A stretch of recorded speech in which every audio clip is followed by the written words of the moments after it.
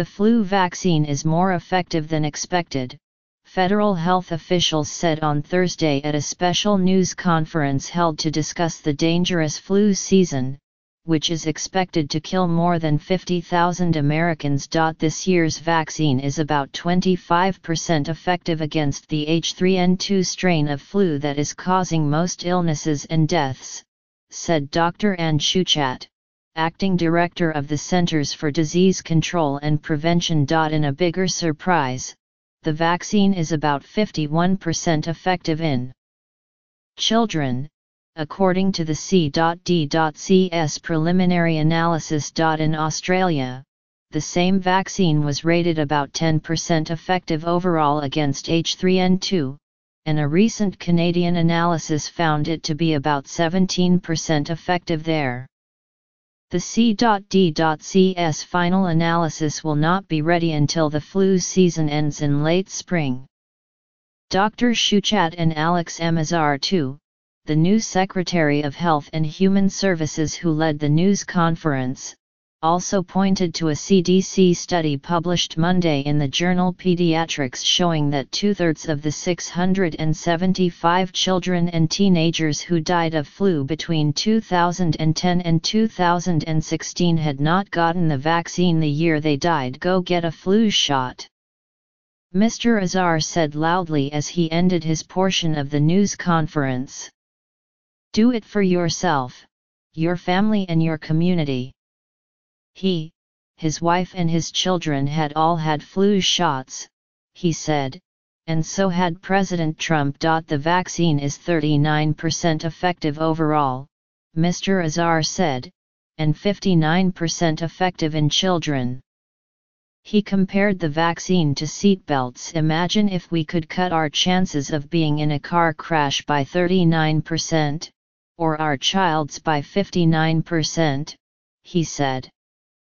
The comparison was only partly correct but very apart meant the figures refer to the effectiveness of the vaccine against all circulating strains, including H1N1 and B strains, which have only barely begun to appear this year. But seatbelts are a telling analogy for flu shots. Studies done since the 1970s have shown them to be only about 40% protective against preventing any injury in a crash. But they are highly protective against death, that is, when crashes are so severe that some occupants are killed while others live, it is almost always the ones not wearing belts who die. Likewise, studies like the C.D.C's suggest that flu shots do a better job of preventing death than preventing sniffles and aches. Mr. Azar's news conference, at HHS headquarters, was brief and unusual. It was held mid-afternoon on only a few hours' notice. It was televised, but no questions were taken from outside the room. The event ended with a large panel of experts awaiting questions. Only one was asked, whether administration officials wished they had done anything differently about flu this year. Drive. Shuchat replied by describing problems that vaccine makers face. She did not address a bigger issue of concern to the CDC.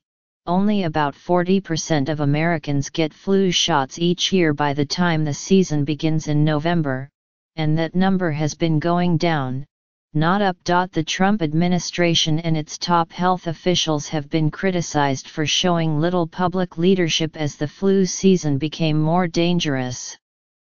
The news conference appeared to be an attempt to remedy that. Mr.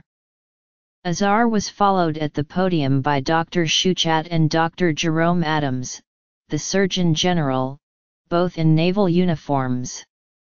They were referred to on the podium as admirals, which is correct, because they hold ranks in the Public Health Service Commissioned Corps, although the use of their military titles in medical settings is somewhat unusual. Also on the dais were Dr. Anthony S. Fauci, Director of the National Institute for Allergy and Infectious Diseases, Dr. Scott Gottlieb, Commissioner of the Food and Drug Administration, and Dr. Robert P. Kadlec, Assistant Secretary for Preparedness and Response at HHS. But they had little to say because the session ended abruptly.